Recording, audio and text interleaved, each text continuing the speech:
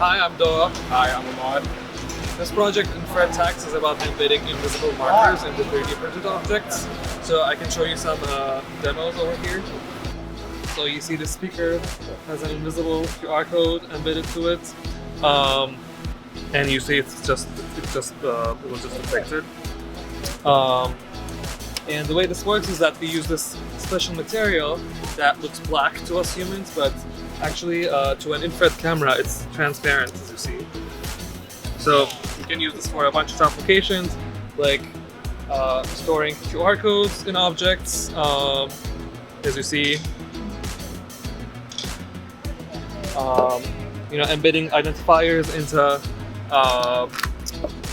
into devices for interactions in augmented reality, and also embedding fiducial markers for tracking objects. So this is an Aruco marker that, this is a circular object, so it's hard to track its orientation, but because the Aruco marker is asymmetric, you can track the object using it.